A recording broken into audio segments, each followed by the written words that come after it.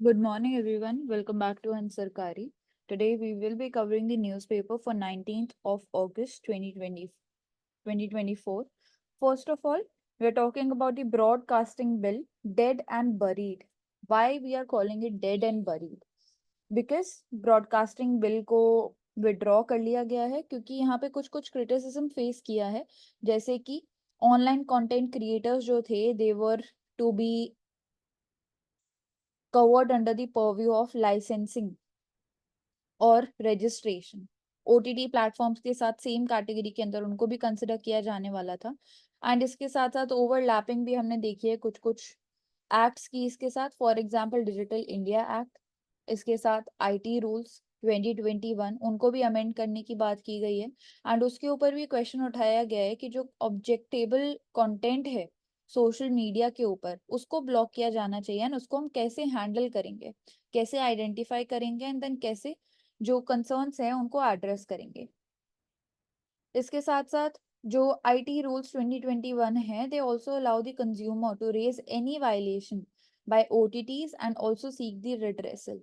But also there is challenge कि हम कितना इफेक्टिव कर पा रहे हैं अपने रिड्रेसल मैकेनिज्म को, and if we are making sure or not that every content creator and every entity is brought under the purview of these acts. So regulation भी इम्पोर्टेंट है, बट उसके साथ साथ हम बोल सकते हैं कि इनोवेशन इज ऑल्सो इम्पोर्टेंट। सो हमारे जो रूल्स एंड रेगुलेशंस हैं उनका कोर फोकस भी यही होना चाहिए। यहाँ पे tech companies, opposition parties, they have raised concerns about the bill and इसकी वजह से इसको अभी विड्रॉ भी कर लिया गया है and we will be seeing the recommended changes may be in the future. Next is regarding spices. Yes sir. Can you hear me? Yes sir. So you have just shared very relevant point that these are the issues raised. So what, according to you, revised bill must contain? That also in very brief, you can share. Yes sir. So we can also learn some lessons from the developed countries, how they are already dealing with these issues. जैसे कि वहाँ पे भी anti trust cases चलते हैं and EU के अंदर, US के अंदर, so we can also learn from them that what are they doing for bringing all the entities under the purview. And also we must make sure different categories for different entities. For OTT platforms, we must have the different category. For content creators, there should be a different category and different set of rules and regulations. Then only we can say कि we can personalize the regulation and also focus on innovation side by side.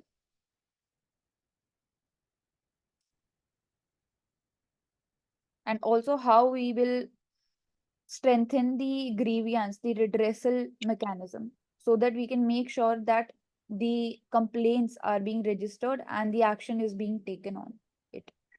Yeah, fair enough. Move on. Yes. Then next is regarding spices. So India is the world's biggest exporter, producer, and consumer of spices. Even after that, we are facing such issues regarding the quality, regarding the flavor, and here comes the important role of Food Safety and Standard Authority of India. But क्या जो FSSAI का role है वो ऐसा issue create होने के बाद ही होना चाहिए या पहले से ही प्रोएक्टिवली हमें काम करना चाहिए कि ऐसे इश्यूज अराइज ना हो। रिसेंटली हमने देखा था कि पेस्टिसाइड की जो मैक्सिमम रेजिड्यूल लिमिट है that was also extended. So what does this showcase? India के जो स्पाइसेस है उनको क्रिटिसाइज भी किया गया है regarding the high levels of pesticide, जो कि पब्लिक हेल्थ के लिए in the longer term is not sustainable. So पूरे ही चेन को दिखाता है ये कि एग्रीकल्चर से लेके जो फोक तक का सफर है उस पूरे सफर के बीच में अथॉरिटी का इंपॉर्टेंट रोल आता है, रेगुलेशन का इंपॉर्टेंट रोल आता है। एंड जो बड़ी कंपनीज हैं जैसे एमडीएच एंड एवरेस्ट कि वो जो सेफ्टी लिमिट्स मेक श्योर की जो सेफ्टी लिमिट सेटअप की गई हैं, मेक श्योर कैसे करेंगे हम कि वो सारी चीजें फॉलो हो रही हैं कि नहीं हो रही हैं। एंड जो रूट कॉज है, जो एग्रीकल्चर है, वहां से ही हमें मेक श्योर करना होगा कि जो पेस्टिसाइड की लिमिट है उसके अंदर हम ग्रोथ कर रहे हैं, एंड देन ऑल्सो मैन्युफैक्चरिंग के टाइम पे भी उसका इम्पैक्ट देखने को मिलेगा डायरेक्टली। जैसे कि इंडिया की जो स्पाइसेस हैं वो Europe, Asia and all over north America हम एक्सपोर्ट करते हैं। सो क्या इंटरनेशनल स्टैंडर्ड्स हम मीट कर पा रहे हैं? क्या FSSAI जो है वो प्रोएक्टिवली वर्क कर पा रहा है? एंड और कौन सी अथॉरिटीज का रोल इसके अंदर आता है? क्योंकि जो मार्केट है स्पाइसेस की in India, it is even now increasing. India का जो डोमेस्टिक स्पाइस मार्केट है, it is valued at $10.44 billion in 2020, and जो एक्सपोर्ट है, export was recorded at $4.46 billion. तो हमारे साथ साथ कंपीटिंग कंट्रीज भी हैं, जैसे पाकिस्तान एंड साउथ एशिया के अंदर भी कंट्रीज हैं जो कि स्पाइसेस के एक्सपोर्ट की तरफ बढ़ रही हैं। तो क्या हम जो वर्ल्ड का बिगेस्ट एक्सपोर्टर का टैग है, बिगेस्ट प्रोड्यूसर कंज्यूमर का टैग है, वो मेंटेन कर पाएंगे? तो उसके लिए जरूरी है कि क्वालिटी की टेस्टिंग पे हम फोकस करें, सेफ्टी स्टैंडर्ड्स के ऊपर हम फोकस करें।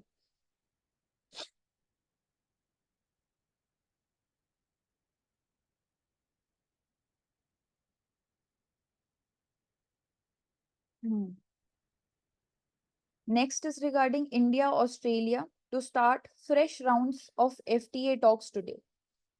So, CECA, that is Comprehensive Economic Cooperation Agreement. So, India and Australia bilaterally actively engaged है दोनों ही countries. Export is also increasing. FTA के जो fresh rounds start होने वाले हैं, एंड इसमें हम देख सकते हैं कि आगे आने वाले टाइम में डिफरेंट सेक्टर्स है जिसके अंदर दोनों कंट्रीज कोलैबोरेट कर सकती हैं। फॉर एग्जांपल MSME की बात हो रही है, innovation, agricultural technology, critical minerals की मार्केट हम टैप कर सकते हैं इन ऑस्ट्रेलिया। इसके साथ साथ स्पोर्ट्स सेक्टर के अंदर also we can make sure the digital trade, digitally exchange of goods and services, e-commerce को हम प्रमोट कर सकते हैं। गवर्नमेंट का प्रोक्योरमेंट हेल्प कर सकता है in purchasing of these goods and services, ताकि साथ में हम ट्रांसपेरेंसी भी प्रमोट कर पाए एंड ऑल्सो एफिशिएंसी भी प्रमोट कर पाए। MSME का इंपॉर्टेंट रोल आ जाएगा in collaborating with the medium businesses which are present in Australia. तो entrepreneurship, innovation and job creation हम प्रमोट कर पाएंगे। क्रिटिकल मिनरल्स जो कि इम्पॉर्टेंट है आगे आने वाले टाइम में EV सेक्टर के लिए, स्मार्टफोन्स के लिए, हर एक एस्पेक्ट में क्रिटिकल मिनरल्स का इम्पॉर्टेंट रोल होगा, वो इम्पॉर्टेंट हो सकता है। And also agritech, agriculture sector को सस्टेनेबल बनाने के लिए मैकेनाइजेशन कैसे बढ़ाएंगे हम, तो उसके लिए एग्रीकल्चर प्रोडक्टिविटी, एफिशिएंसी को बढ़ाने में हेल्प करेगा टेक्नोलॉजी का इंटीग्रेशन करना, एंड वो सेक्टर हम ऑस्ट्रेलिया के साथ भी डिस्कस कर सकते हैं।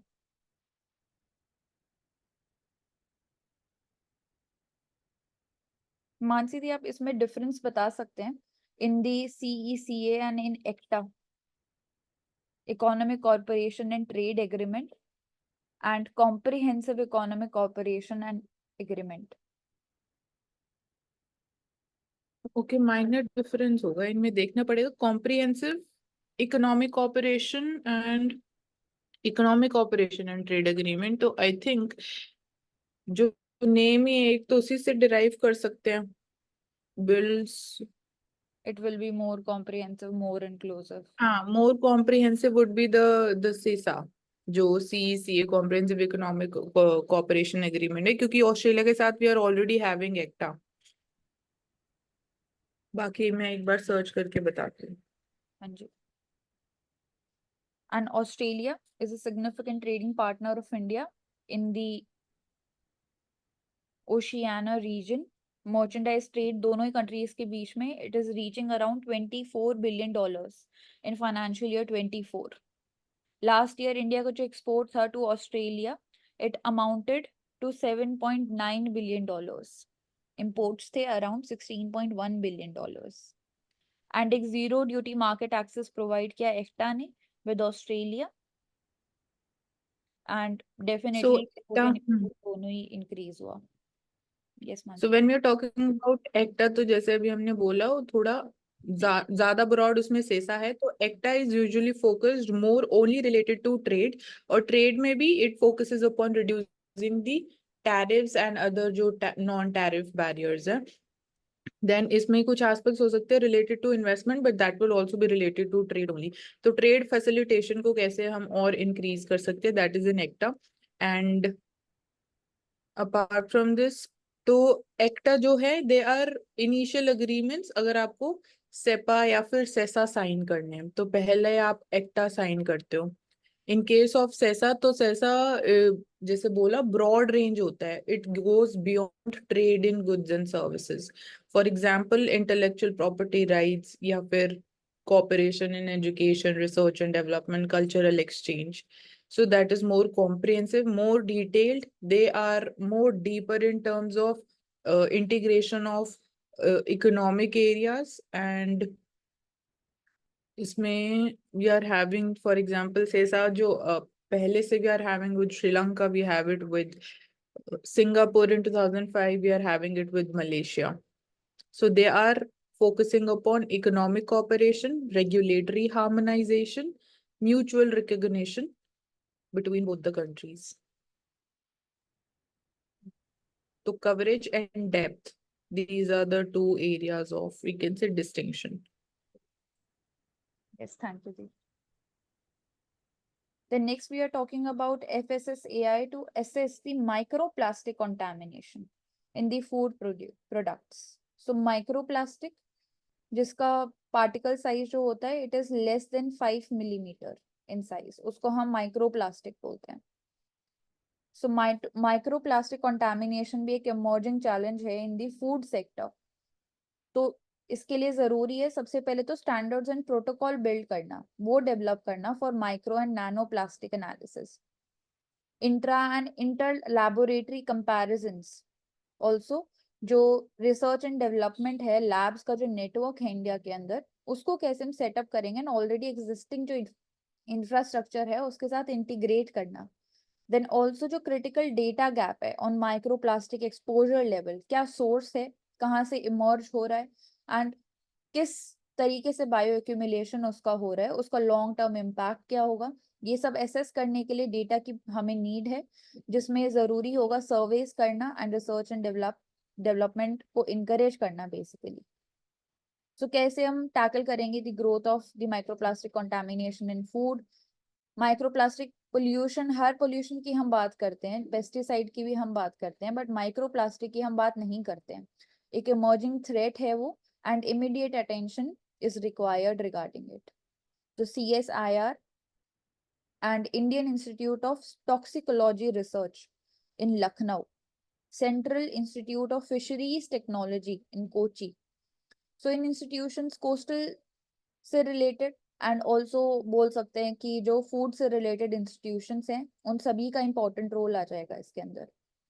तो माइक्रोप्लास्टिक्स में दो सोर्सेज होते हैं, प्राइमरी और सेकेंडरी। जैसे हम अगेन एयर पोल्यूशन में प्राइमरी और सेकेंडरी सोर्सेज की बात करते हैं, तो प्राइमरी सोर्सेज में वो सोर्सेज हैं, फॉर एग्जांपल कॉस्मेटिक्स इंडस्ट्री, वहां पे पर्टिकुलरली यूज किए जाती है microbeads in terms of making them.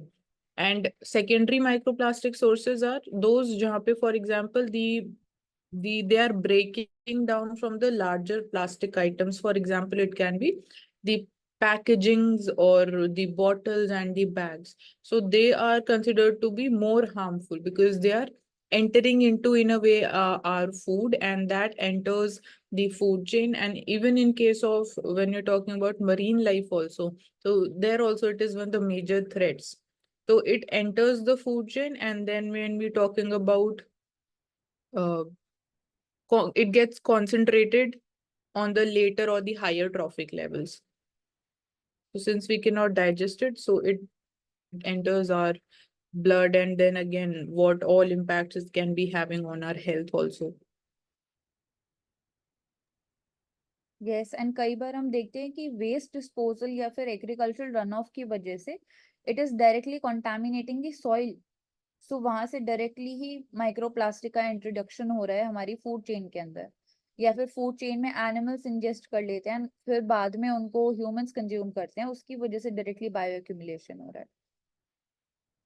सो हम देख सकते हैं कि एक पूरा चेन है that is resulting in the introduction of microplastic in the food products, जिसमें सबसे पहले प्रॉपर वेस्ट मैनेजमेंट होना चाहिए, प्रॉपर वेस्ट डिस्पोजल होना चाहिए जो फैक्ट्रीज के द्वारा है या फिर लोग कहीं पे भी देखते हैं कि हम पॉलिथीन फेंक देते हैं, जिसकी वजह से बाद में उसका ब्रेक डाउन होने की वजह से सॉइल में भी हमें प्लास्टिक मिलता है।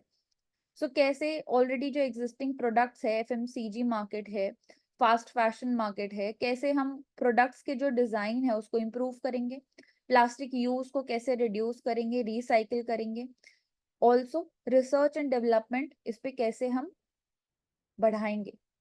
तो ये 3-4 चीजें So हैं we जो हम have already have the bioplastics management rule where we are seeing कि जो size of plastic bags है, thickness has also been increased to 75 micrometers and I think 125 भी हम use कर सकते हैं, and we have completely banned the use of single-use plastics. So change in the Micrometers or microns? so I think microns है 75 and 125. Sir nanometre भी हो सकता है माइक्रोन्स की जगह।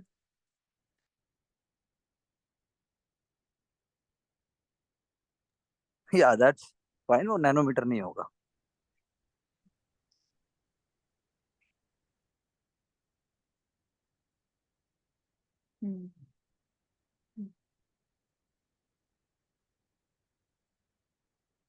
The next is regarding the living wages and the minimum wages. Minimum wage और living veg दोनों के बीच में सबसे पहले डिफरेंस क्या है? तो मिनिमम मतलब लोएस्ट अमाउंट जो रिक्वायर्ड है किसी भी एम्प्लॉय को पे करने के लिए, किसी भी इंसान को जिंदा रहने के लिए, उसको हम बोल सकते हैं कि मिनिमम वेज है। लिविंग वेज मतलब जितना अमाउंट रिक्वायर्ड है to maintain a decent standard of living, जिसमें डिफरेंट फैक्टर्स कंसिडर करता है, जिसमें मल्टी डायमेंशनल पॉवर्टी जैसे कि nutrition, child adolescent mortality, maternal health, कितने year of schooling, school attendance, cooking, fuel, ये सारे फैक्टर्स हम कंसिडर करेंगे, उसको हम लिविंग वेज बोलेंगे। So center prepares for shift to living wage from the minimum wages. तो हम बोल सकते हैं कि जो poverty calculation and also labour के लिए एक ओवरऑल सिस्टम है, उसको हम और इंक्लूसिव बनाने की बात करें जब हम लिविंग वेज की तरफ फोकस करना स्टार्ट करेंगे।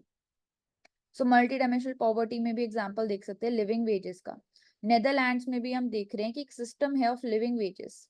इंटरनेशनल लेबर ऑर्गेनाइजेशन जो है वो असेस कर रहा है whether this model can be replicated in other countries और नॉट। तो इंटरनेशनल लेबर ऑर्गेनाइजेशन का इंपॉर्टेंट रोल आएगा इसके अंदर। And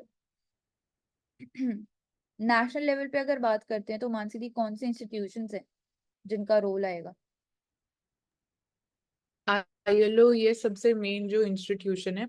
so we can say कि the shift from minimum wage to living wage will help in also reducing the multi dimensional poverty also,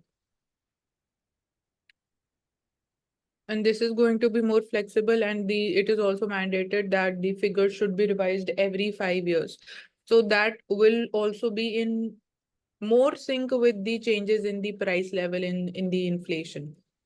So एक तरीके से we can say कि it can be better hedged and better indexed with the inflation. So real wages increase कैसे हम sustainably कर पाएंगे, that can also be one of the ways through shifting to living wages.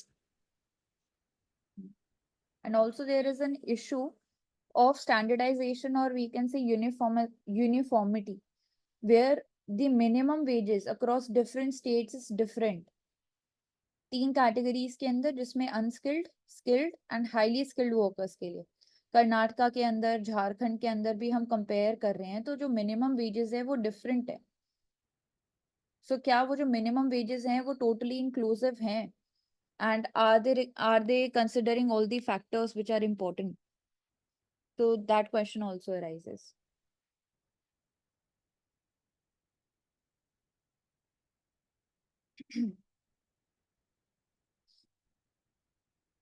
The next is regarding farm credit to state must be linked to output, says the Niti Aayog member, to ensure that the subsidized short-term crop loans they are not concentrated in only few states. So banking penetration is important for better credit absorption capacity, also educating the locals about the process, agri credit flow. हमने देखा है कि increase हुआ है. In financial year 23 to 24, it was about 24.84 trillion rupees. तो जितना हमारा target था उससे ज्यादा हुआ है agri And credit. Kisan credit card पे जो then we are having modified interest subvention schemes के under we are having the Kisan credit cards where the limit of getting a loan or a credit is rupees 3 lakhs at 7% per annum. So working capital is the main thing that we are ensuring. Government is ensuring, public sector is ensuring, it is available with the farmers according to their need, and it should be again timely available also. Then the scheme, it offers additional 3% interest subvention. So in a way, this is the example of interest subsidy by the government, that if it is 7%, so it will be additional 3% interest subvention, so interest rate would be 4%. Effective interest rate would be 4%. So agricultural, light sectors, growth, regional rural banks, microfinance institutions, these are we are ensuring that last mile availability of the credit is there. Then we have the lead bank scheme also. So yeah, Niti Aayog is talking about specifically ki farm credit to state must be linked to their output. So this is again, we can say an example of again good governance, that as per the changes in the output, agricultural output in different states, we will be assessing the need for the credit availability by the farmers. So this would be also helping in reducing the debt burden on the farmers, because then they end up buying it from again certain high interest sources, which is very costly, which are again not, we can say, in sync with the market interest rates. So they end up being caught in the vicious cycle of debt, and that also leads to farmer suicides. So these are the formal sources of credit which the government is ensuring. And also an element of planning is there.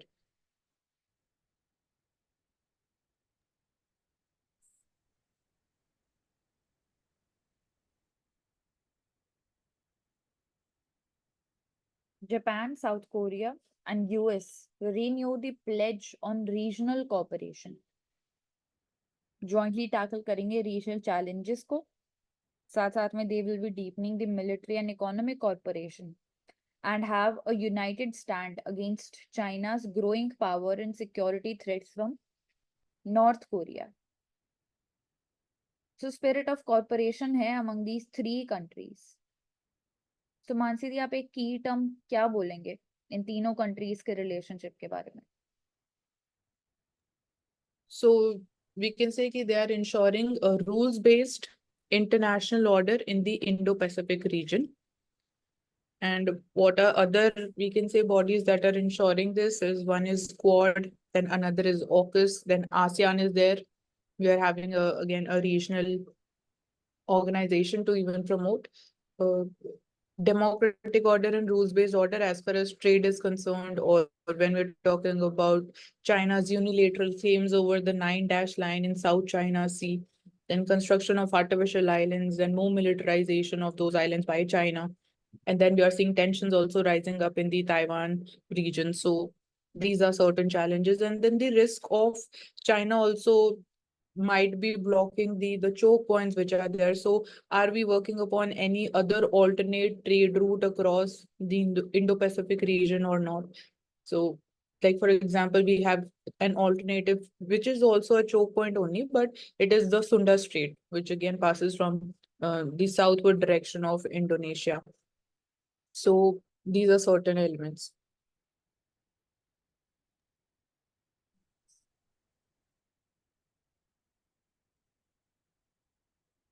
India needs to move from food security to nutritional security. Freedom from hunger and poverty. Hunger and poverty, दोनों ये complex challenge हो जाता है. एक specific definition नहीं है दोनों की, एंड मल्टीपल लेवल्स पे हमें देखने को मिलते हैं. तो India, since it achieved its independence in 1947, more than 75% of the population was immersed in extreme poverty. Extreme poverty में 75% of the population. In British India in 1943, Bengal famine जो कि बहुत मेजर इंसिडेंट था। 1.5 से लेके 3 million people would have died of starvation. China के साथ भी कंपेयर किया गया है कि चाइना में 30 million people died of starvation during the great leap forward from 1958 to 1961। So नई टेक्नोलॉजी का इंट्रोडक्शन हुआ धीरे धीरे इन एग्रीकल्चर सेक्टर। इंडिया में ग्रीन रेवोल्यूशन ने इंपॉर्टेंट रोल प्ले किया in the 1960s and similar breakthrough हमने China के अंदर भी देखा। China also learn its lessons and India से पहले देखा गया वहां पे डेवलपमेंट होना शुरू हो गया था, इकोनॉमिक रिफॉर्म्स आने शुरू हो गए थे। तो जो चाइना है, चाइना का जो पेजेंट्री है, it doubled it's real income in just 6 years। Manufacturing base increase होने लगा, वहां पे जॉब्स इंक्रीज हुए, एजुकेशन सेक्टर को प्रायोरिटाइज किया गया, एग्रीकल्चर सेक्टर की एफिशिएंसी को बढ़ाया गया एंड रियल इनकम वहां पे बढ़ने लगी even in the rural areas, जिसकी वजह से जो बेस है for the manufactured products and demand है फॉर द मैन्युफैक्चर्ड प्रोडक्ट्स वो इंक्रीज होने लगी। तो चाइना अभी बोलते हैं हम कि हब बन चुका है ऑफ ग्लोबल मैन्युफैक्चरिंग एंड उसका जो पर कैपिटा इनकम है it is almost 5 times that of India.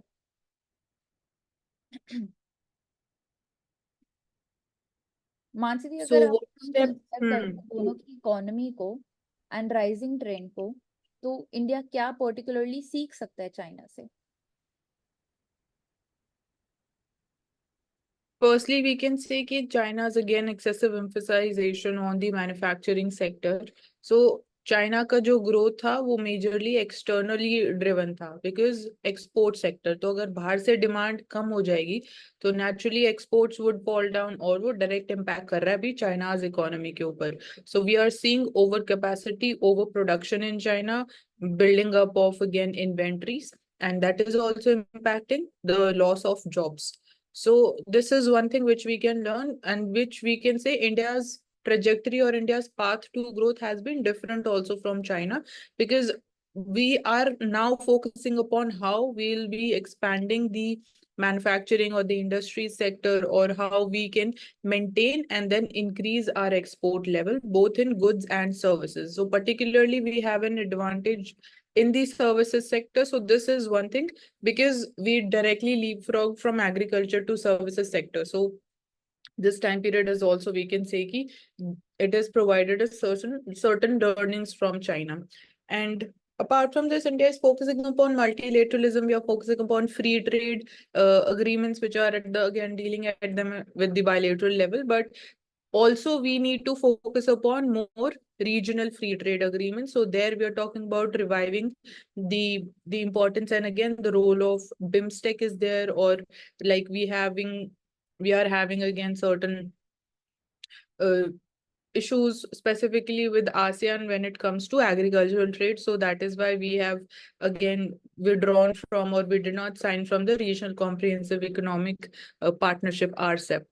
So these are few things when we are talking about reducing hunger or reducing or increasing the nutritional security in India. So what are we currently doing for that? So one, we are having the PDS system again under the National Food Security Act of 2013. So it is catering to 2/3 of India's population, where we are ensuring 5 kg of food grains availability per person per month at subsidized prices. So in that also we are ensuring that how fortified food can be made available, like fortified rice, or जिसको हम golden rice बोलते हैं, that is that number or the quantity can be increased. Then we are having integrated child development services scheme, ICDS scheme. So there we are focusing upon supplementary nutrition for the children under the age of 6 years, even for the pregnant women and lactating mothers. So we are combating malnutrition through this method. Then midday meal scheme of the Poshan Abhiyan. So there we are making available cooked meals to the children in the government and the government aided schools. And so this is again another area through which we ensure nutritional security. So fortified food is being made available. Poshan Abhiyan is there, National Nutrition Mission is there. Then we can say that again, after the COVID-19 pandemic, we also saw government increasing its again the revenue expenditure on the Pradhan Mantri Garib Kalyan Anna Yojana, which was later on extended several times.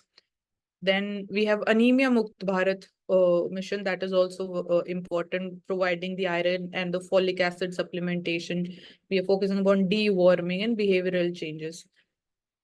Then we also, when we're talking about the GM crops, so there we are like, we do not have full or complete acceptability that they're going to be safe for human consumption. But when it comes to imports, we are importing also certain GM varieties. So we need to look into again the role of the genetic engineering appraisal company or the stand of the Supreme Court and the government. They need to be on same page to again leverage that scale of benefits when it comes to GM crops. The genetic engineering and then cultivating such varieties. Then in nutritional security, one advantage which India has is the millets cultivation. So we are the largest producer of millets in the world.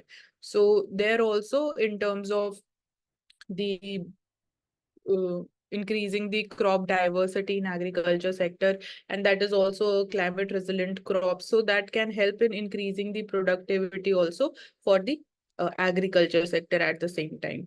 So these are certain areas. Also यहाँ पे data भी दिया गया है that roughly 35% of our children below the age of 5 are stunted. So nutritional security की हमें जरूरत है, जिसके अंदर pulses को भी हम integrate कर सकते हैं, क्योंकि less water and less fertilizer consuming है वो.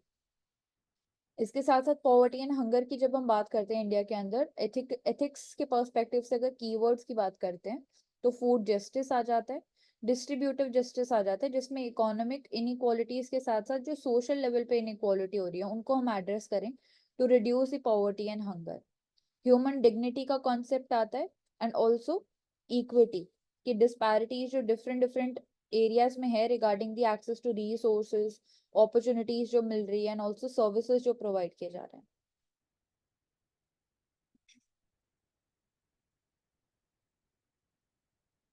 Jobs are growing faster than the population. 46.8% of the worker population ratio in the agriculture sector in the year of 2017 to 18. And 2020 to 23 के बीच में हम बात करते हैं तो 56% of worker population है as per NITI Aayog. So job creation and कैसे वो GDP में directly convert होता है, GDP growth में कंट्रीब्यूट करता है. सो हमने देखा है कि जो नॉन एग्रीकल्चरल सेक्टर हैं उनकी तरफ लोगों ने मूव करना स्टार्ट किया है, वहां पे जॉब क्रिएशन जो है वो इंक्रीज हो रहा है. मैन्युफैक्चरिंग सेक्टर में, सर्विसेज सेक्टर में लोगों का जो इंक्लाइनेशन है वो इंक्रीज हो रहा है. तो यहाँ पे जो डेटा भी दे रखा है that population growth average is 1.1% a year and employment has increased at an average rate of 4.4%. Now time period is 2018-19 to 2022-23. The question is, are we also talking about, or are we also including the informal sector here, the unorganized sector, the unskilled sector in this number?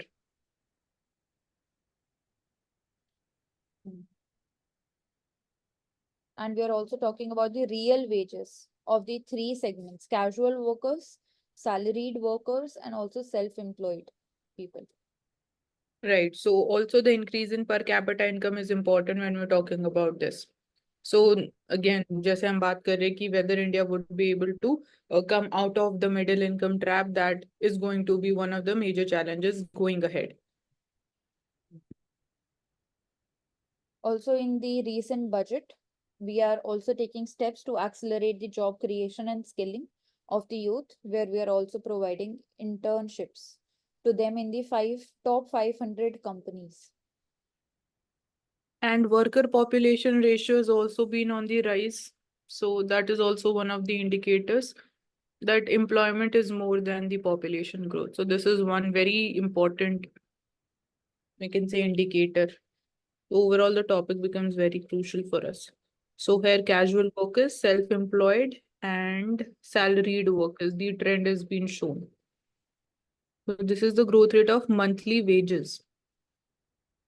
So you can see that in self-employed, it is a positive 0.6%. In casual workers, it is 2.8%. salaried workers, it is declining, and we are also seeing the attrition rate or people again leaving their jobs in the salaried sectors. That is also increasing. So whether they are moving more towards self-employment or not is another question, or more towards again the gig economy.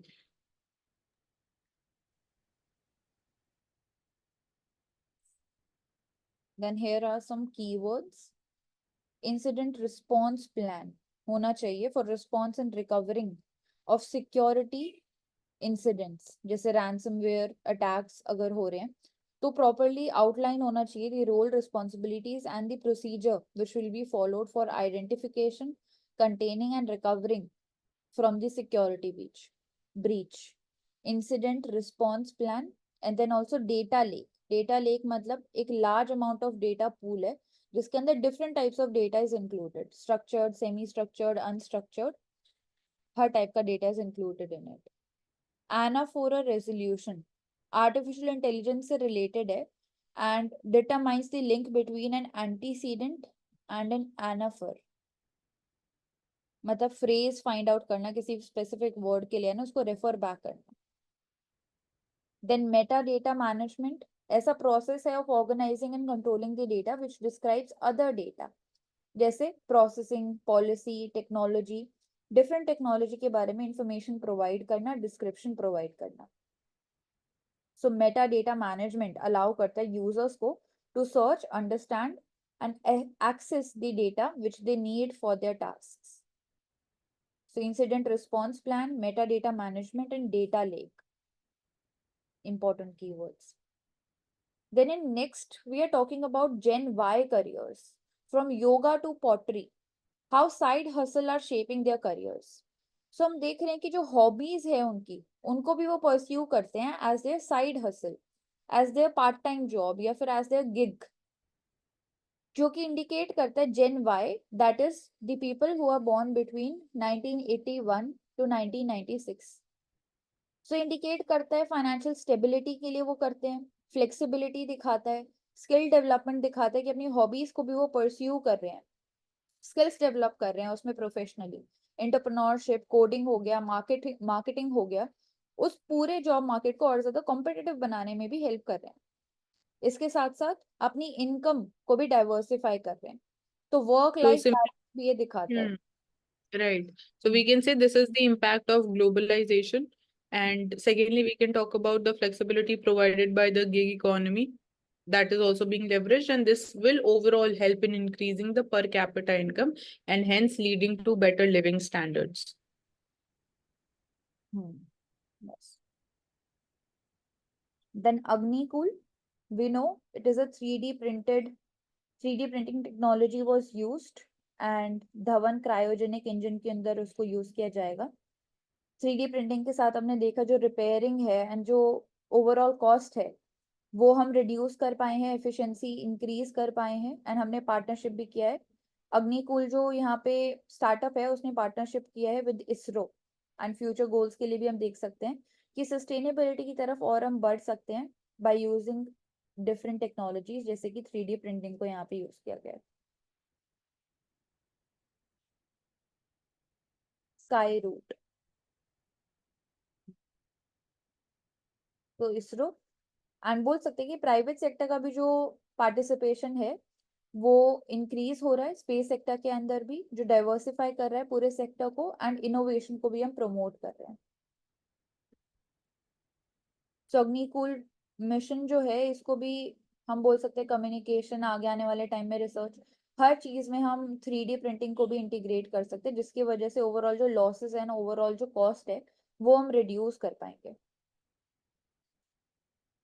We can continue in the next session.